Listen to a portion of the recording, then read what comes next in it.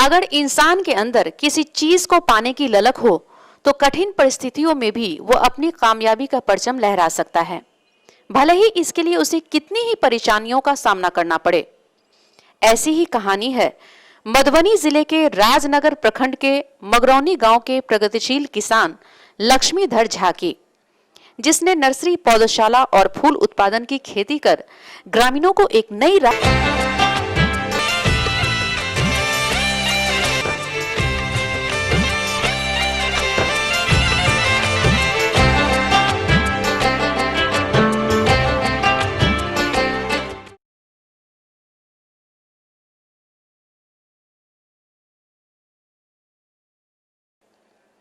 भागलपुर विश्वविद्यालय से स्नातक श्री झा ने उत्तर प्रदेश हस्तकरघा निगम में सन 1976 ईस्वी से 1981 तक डिपो मैनेजर की हैसियत से नई दिल्ली में काम किया।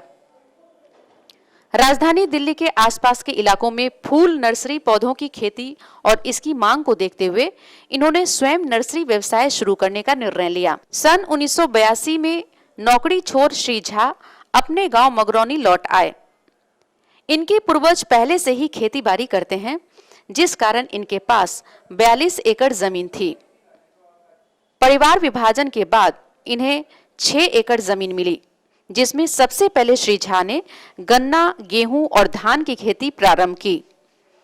मगर कुछ दिनों बाद चीनी मिल बंद हो गई, जिससे इन्होंने गन्ने की खेती छोड़ दी। सन 1988 ईस्वी में इन्होंने 2.5 एकड़ जमीन में आम का बाग लगाया और शेष भूमि पर धान, गेहूं की खेती करने लगे, किंतु पर्याप्त आय की प्राप्ति नहीं हो पा रही थी। सन 2001 ईस्वी में आत्मा मधुबनी के प्रारंभ होने पर इनकी आंखों में उम्मीद की नई किरण जगी और ये आत्मा से जुड़ गए। इनके कार्यों को देखते हुए इन्हें आत्मा शासी परिषद का सदस्य बनाया गया। आत्मा द्वारा इन्हें मैनेज हैदराबाद और राजेंद्र कृषि विश्वविद्यालय पूसा में प्रशिक्षण के लिए भेजा गया। राजेंद्र कृषि विश्वविद्यालय पूसा से इन्होंने बागवानी की उन्नत विधियों का प्रशिक्षण प्राप्त किया और व्यावसायिक रूप से फूल उत्पादन एवं नर्सरी पौधशाला के कार्य में लग गए। धीरे धीरे मेहनत रंग लाई। क्षेत्र में इनके द्वारा उत्पादित फूल के पौधों, आम, लीची, नींबू जैसे पौधों की मांग होने लगी।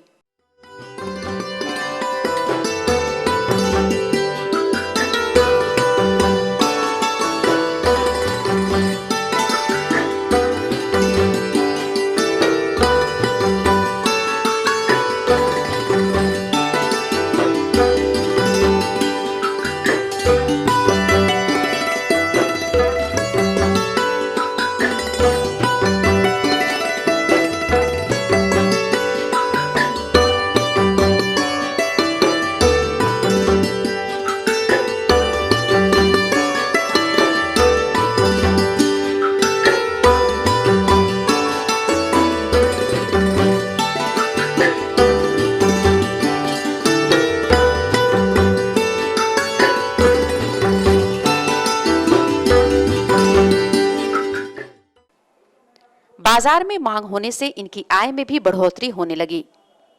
आज श्री झा सालाना लगभग 8 लाख रुपए नर्सरी पौधे से आय प्राप्त करते हैं। बागवानी में बोलता मेरा 3 काम है। एक तो है कि हम पौधा तैयार करके बेचते हैं। पौधा तैयार करके बेचने में हमें 3 से 4 लाख रुपए की आमदनी होती है। मूलतः आम का पौधा ज़्यादा बिकता है, इसके अलावा भी फल के पौधे बिकते हैं। दूसरा हमारा है ये फूलों की खेती। फूलों की खेती से हम लोग ज़्यादा से ज़्यादा 1.5 लाख रुपया कमा लेते हैं। और कुछ हमारा जो प्रोसेसिंग का काम है, जैसे अचार और अमावट है, तो वो हम 6 क्विंटल लास्ट ईयर भी बेचे थे, अमावट और अचार, तो उससे भी अच्छी आमदनी है। श्री झा ने बागवानी पौधों में जैविक खाद के प्रयोग को बढ़ाने के लिए स्वयं का वर्मी कंपोस्ट इकाई स्थापित कर इसका उत्पादन शुरू किया। उत्पादन ज्यादा होने से ये बिक्री भी करते हैं, जिससे इन्हें सालाना 2 लाख रुपए अतिरिक्त आय प्राप्त होती है।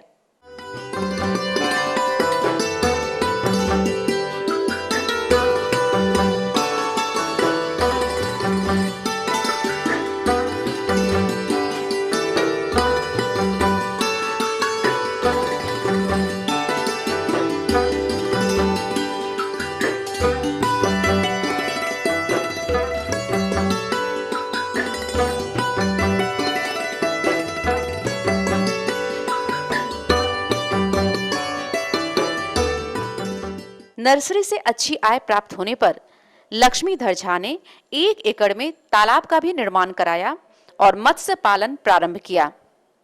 इसके अलावा ये पशुपालन भी करते हैं। श्री झा के बागवानी कार्यों को देखते हुए अनेक वैज्ञानिक और अधिकारी इनके पौधशाला में आए और इनके कार्यों की सराहना की।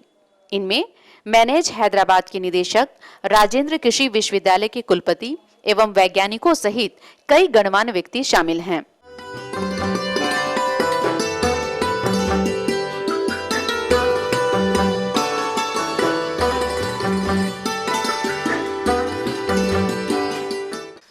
जब से यहाँ पे आत्मा का शुरुआत हुआ, ये उस समय से जुड़े और खेती के जितने भी तरह का प्रशिक्षण हुए, बागवानी का प्रशिक्षण हुए, मछली का पालन का प्रशिक्षण हुए, सभी प्रशिक्षण में भाग लिए और जो भी वैज्ञानिक विधि है उसको वो अपना के आज इस मुकाम पे पहुँचे हैं कि अपने इनके सिर्फ खेती के बदौलत ही इनका नाम कृषि जो एग्रीकल्चर प्लानिंग कमीशन भारत सरकार का है उसमें एक फार्मर मेंबर के रूप में भी ये नॉमिनेटेड हैं और ये फार्मर का प्रतिनिधित्व करते हैं।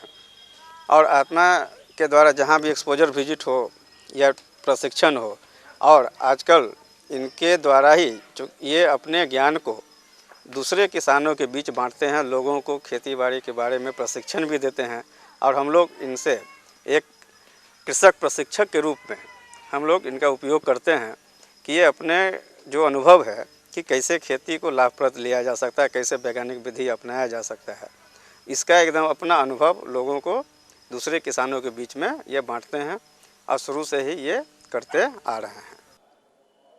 इनके कार्यों को देखते हुए योजना आयोग ने इन्हें कृषि प्रसार की वर्किंग कमेटी का सदस्य भी बनाया है। आज लक्ष्मीधर झा का पौधशाला आकर्षण का केंद्र बना हुआ है। आसपास क्षेत्रों के अन्य किसान भी प्रोत्साहित होने लगे हैं, जिसे देखते हुए इन्होंने बागवानी कृषक समूह बनाया, जिसके माध्यम से कृषकों को प्रोत्साहित करना शुरू किया। आत्मा मधुबनी के अधिकारियों द्वारा इन्हें बागवानी संबंधी तकनीकी जानकारी के साथ साथ वर्मी कंपोस्ट उत्पादन से लेकर मत्स्य पालन तकनीकी की भी जानकारी मिली।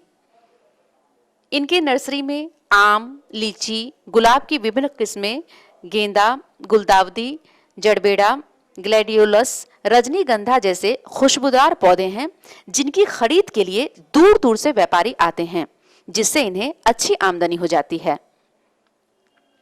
60 साल की उम्र में भी आज लक्ष्मीधर झा अधिकांश कार्य स्वयं करते हैं। अपनी लगन, मेहनत और आत्मा के प्रयासों से क्षेत्र के किसानों के लिए मार्गदर्शक और प्रेरणा स्रोत बने हैं। आज इनके चेहरे पर न उम्र का शिकन है, न ही बुढ़ापे का निशान झलकता है, सिर्फ आत्मविश्वास और सफलता की मुस्कान। कहते हैं जहां चाह होती है वहां राह अपने आप निकल आती है और मंजिल तक पहुंचने से कोई रोक नहीं पाता। आप भी ऐसा कर सकते हैं। कृषि को एक लाभकारी व्यवसाय बना राज्य का विकास कर सकते हैं।